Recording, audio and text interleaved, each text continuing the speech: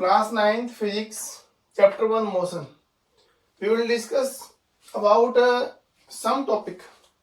First is uniform motion, second is non-uniform motion, third is acceleration, position time graph, displacement time graph, speed time graph and velocity time graph. We have 7 topic today. So first we will discuss about uniform motion. Now uniform motion, what do you mean by uniform motion? Uniform motion क्या होता है?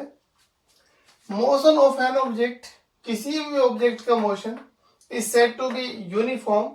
उसको uniform बोलेंगे. Uniform means एक समान, बिल्कुल equal. To be uniform if it covers equal distance in equal interval of time. Let करो कोई बॉडी इक्वल डिस्टेंस ट्रेवल कर रही है, इक्वल टाइम में ट्रेवल कर रहा है, हम बोलते हैं बॉडी का जो मोशन है वो यूनिफॉर्म मोशन है. Second, non-uniform motion.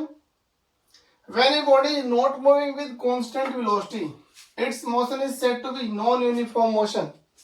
Let करो कोई बॉडी नॉन कांस्टेंट वेलोसिटी चल रहा है, यानी कि उस बॉडी का जो वेलोसिटी है वो कांस्टेंट नहीं है, अलग अलग वेलोसिटी है अलग अलग टाइम में, तो हम बोलते हैं बॉडी का जो मोशन होगा वो नॉन यूनिफॉर्म होगा.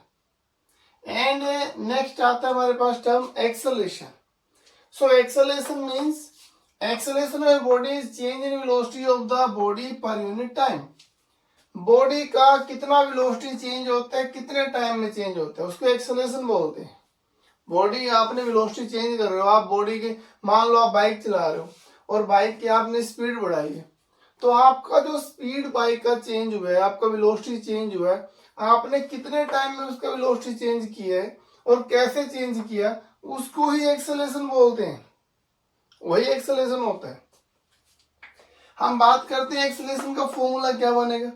सो acceleration is equal to v minus u upon में t.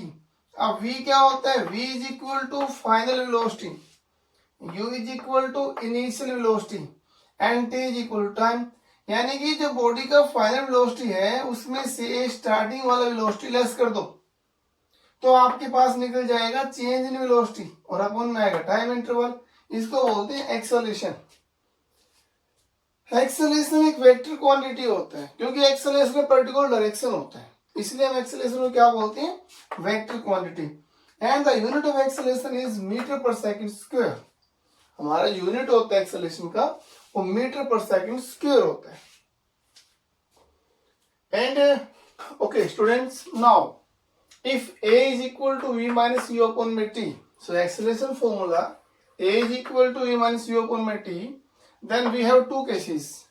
First case is that if v greater than u, v means final velocity greater than initial velocity, यानी अगर फाइनल वेलोसिटी इनिशियल से ज्यादा हो जाता है then acceleration will be positive. Value of the acceleration will be positive. If v is greater and u is less, so value will be positive. If the final velocity is greater than the initial velocity, then the value of acceleration is positive.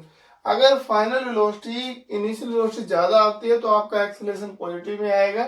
And second case, if final velocity less than initial velocity, अगर final velocity initial से less हो जाता है तो acceleration हमारी negative बन जाती है, क्योंकि हमारा u का वैल्यू ग्रेटर हो जाता है.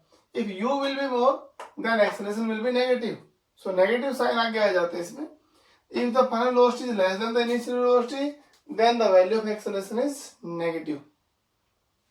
And one more thing, negative acceleration is also called retardation या deceleration. नेगेटिव एक्सेलरेशन को रिटार्डेशन भी बोलते हैं और इसके साथ हम इसको डीएक्सेलरेशन भी बोलते हैं. And now one more question related to acceleration. So question is that a car travelling at a speed of 20 metre per second. एक कार 20 मीटर पर सेकेंड की स्पीड से ट्रेवल कर रहे हैं, ब्रेक अप्लाई करता है and stop within 10 second, और 10 second में रुक भी जाते हैं. आपको क्या निकालना है? एक्सेलरेशन फाइंड आउट करना है. कैसे फाइंड आउट करेंगे एक्सेलरेशन? देखो आपको वेलोसिटी दिया है, स्पीड दिया है. अब स्पीड जो है आपको इनिशियल स्पीड दिया हुआ है, यानी कि मैंने बोला इनिशियल कौन सा होता है आपका u. सो अगर सॉल्यूशन देखें, इसका सॉल्यूशन क्या आएगा? u इज इक्वल टू हमारे पास मिलेगा 20 metre per second and break apply करने के बाद गाड़ी रुक जाती है तो इट मीन्स फाइनल वेलोसिटी जो बनेगी वो जीरो बनेगी, गाड़ी रुक जाती है। तो v is equal to 0 metre per second, v zero हो गया। अब टाइमिंग कितना दिया आपको, कितने टाइम में गाड़ी रुक जाती है, 10 सेकेंड में। So t will be 10 second. And now you want to find out the acceleration of the car. आपको तो एक्सेलरेशन फाइंड आउट करना है। एक्सेलरेशन कैसे निकालेंगे, we know that acceleration is equal to v minus u upon में t. So what is the value of v, 0, minus what is the value of u, 20, upon में time is 10 second.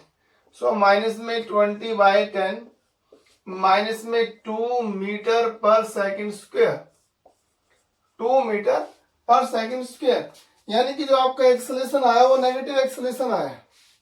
अगर आपका body starting में चल रहा है, break apply करने के बाद में रुक जाता है, आप इस कंडीशन, ये कौन सा कंडीशन यहाँ पर क्लियर हुआ, second condition.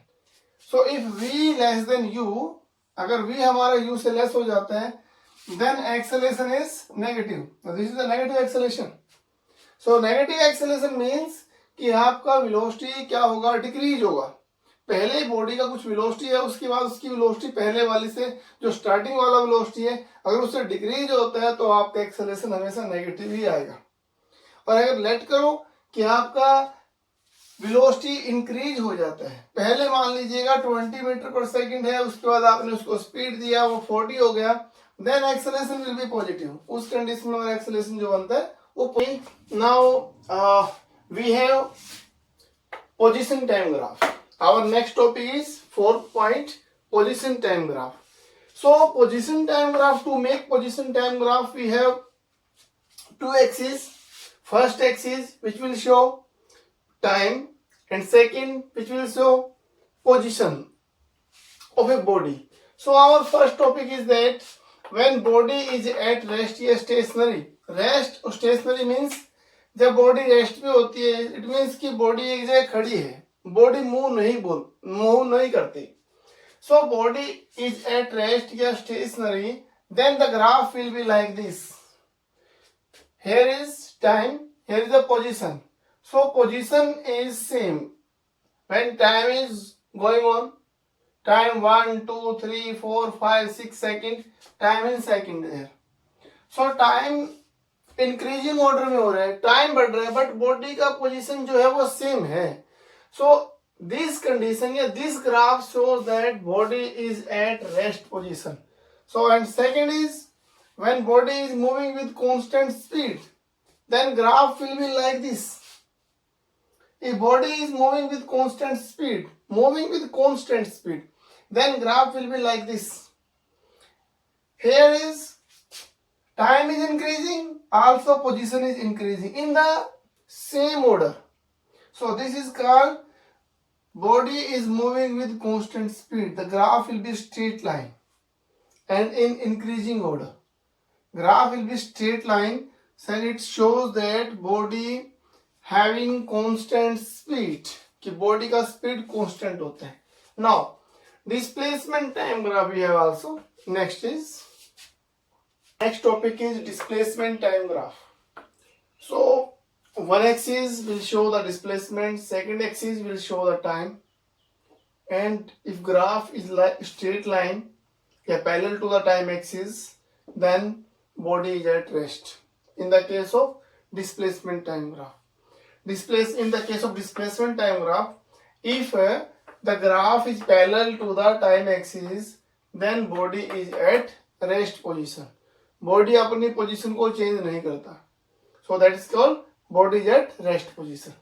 And the second is body having constant velocity. So displacement and time. One axis will show displacement, second will show time. Then if graph is like that, like this, then body having constant velocity. Body का जो velocity होगा वो constant रहेगा. And third is body having variable velocity. Variable means which can change. Okay, so body having variable velocity, so displacement and time, so graph will be like that. It means velocity can change. So changing velocity has it's called variable velocity. जिस velocity में change आएगा उसको variable velocity बोलते हैं. Now next is speed time graph. Speed time graph. So our two topics, speed time graph and velocity time graph, they're about equal. First question is, if body having constant speed, अगर body में speed constant है तो क्या graph plot होता है? Graph will be like that. It shows that कि body having constant speed, body का speed नहीं चेंज हो रहा है, बॉडी अपना जो स्पीड है वो कांस्टेंट रख रहा है. यानी कि स्पीड आपने 1 एक्सिस से शो करने है, टाइम आपने 1 एक्सिस शो करने है. Then this graph will show that body having constant speed, कि बॉडी का जो स्पीड है वो कांस्टेंट है. If body having constant acceleration, let it means कि स्पीड लगातार बॉडी का चेंज हो रहा है, स्पीड इंक्रीज हो रहा है. सो स्पीड और टाइम जो ग्राफ होता है like that, it shows that कि बॉडी का जो स्पीड है वो कांस्टेंट है और जो इंक्रीजिंग ऑर्डर है वो भी कांस्टेंट है. If body having constant retardation, then graph will be like that. Decreasing order में ग्राफ आएगा आपका. And we have velocity time graph. If you want to show that कि velocity time graph क्या है तो यहाँ पर आ जाएगा velocity time graph. If body having constant velocity, यहाँ आ जाएगा body having constant velocity. So graph will same. आपने चेंज करना है इसको, velocity में चेंज करना है. So first is body having constant velocity, graph is same. And if body having constant acceleration, then graph will be velocity. Body having constant acceleration. If body having constant retardation, then change only here velocity. And retardation means negative acceleration, so graph will be like that. Negative value. Graph having negative value, then it will show if body having constant retardation, because acceleration can be negative, can be positive and can be zero. Acceleration तीनों case में हो सकता है, negative भी हो सकता है, positive भी हो सकता है और जीरो भी हो सकता है. It means it's called constant retardation. Constant retardation. Clear? Now today's homework is that you have to do all these questions related to our above topics, distance, displacement, etc. So all students must do it.